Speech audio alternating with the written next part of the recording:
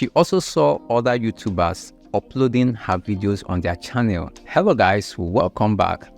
So this is a follow-up to my last video where I shared the story of one of our community friends that created a new YouTube channel, and the first video she uploaded on that channel got over 2 million views in less than 2 weeks.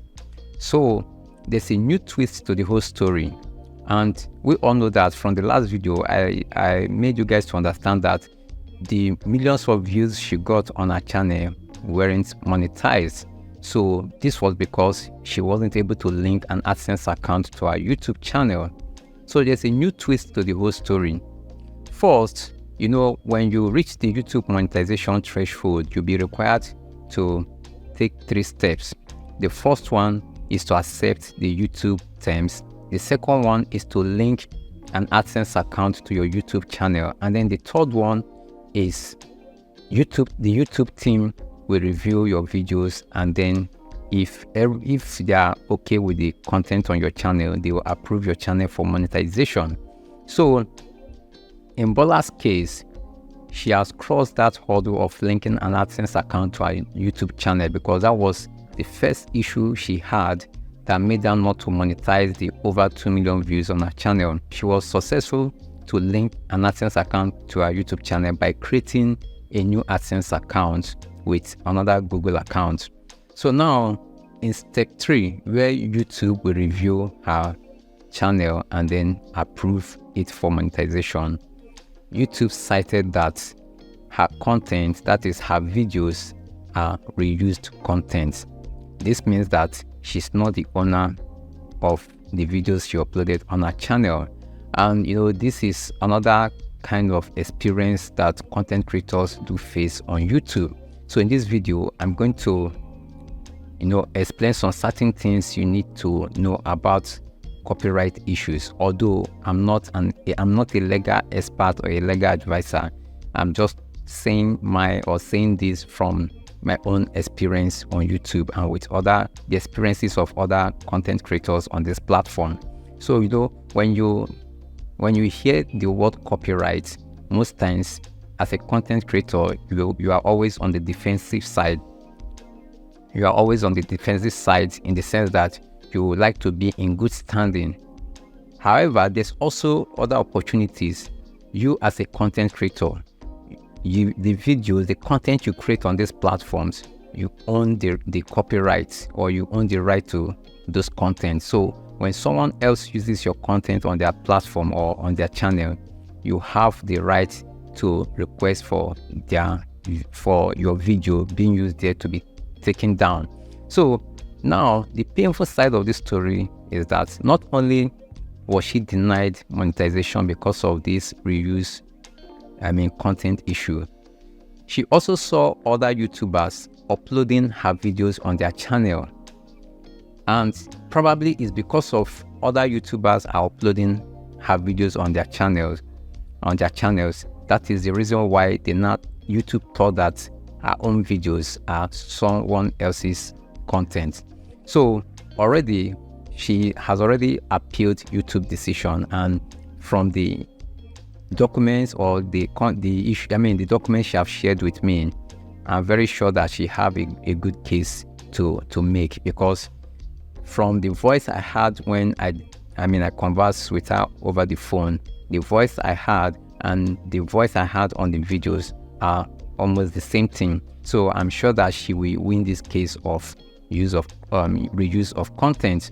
So now you as a content creator, there's a tool on your YouTube studio that you might be overlooking, and I didn't mean she used this tool, she wouldn't have found herself in the situation she is right now.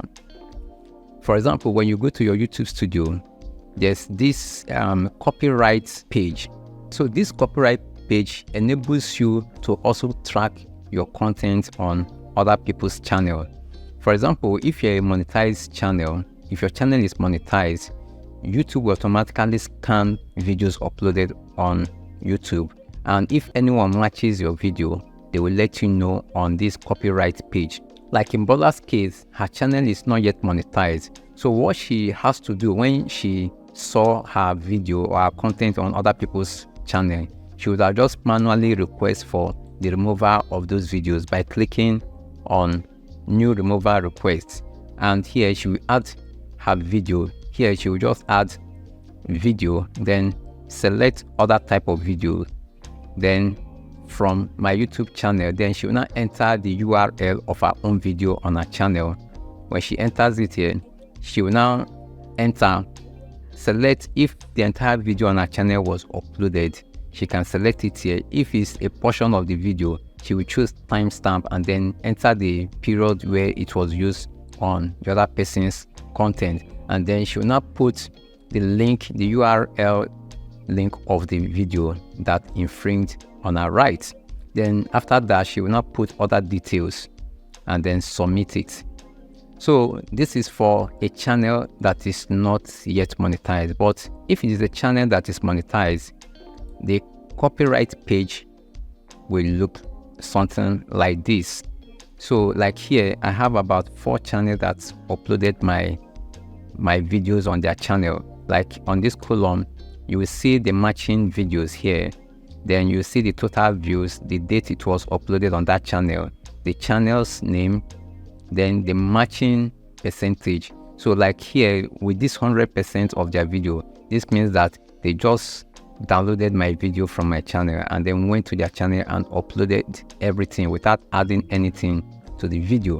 So I have the option, if you are a monetized channel, you have the option to contact the channel and tell them to delete or remove the video on their channel.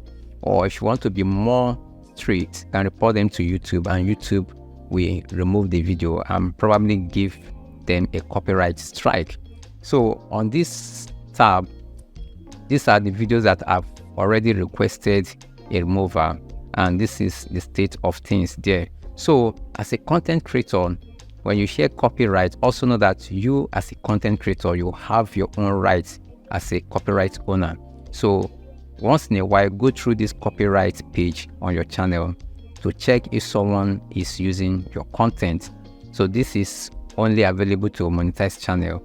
But if you are not a monetized channel, or if your channel is not monetized and you find out that someone is using your videos, like the case of Bola, she have created a video that is going viral and some people are taking advantage of that. So if you are someone like Bola that is not yet monetized, just get the link of the video that you know that has infringed on your copyright. Then you come to a new removal request and then you fill this form and submit it. And in a matter of 1 week or at most 2 weeks, YouTube will resolve the issues. So that's it. So let me know your thought about this scenario. After making videos on your channel and YouTube will not tell you that these content are not yours. Although I believe that this is a system error or a human error. She has already submitted an appeal to this decision, and I believe that it will be successful. So any update on this, I will also equally share it here on this channel.